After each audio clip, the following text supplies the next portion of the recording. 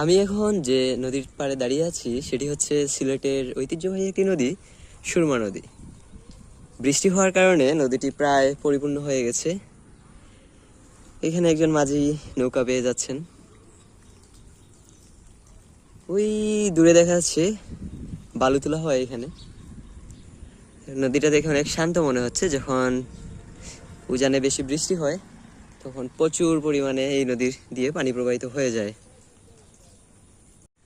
নদীটি দেখে একেবারে শান্ত মনে হচ্ছে, যদিও সুরমা নদী এতটা শান্ত না। যখন পানিতে টলমল করবে তখন নদীটি তার ভয়াবহ রূপ ধারণ করবে।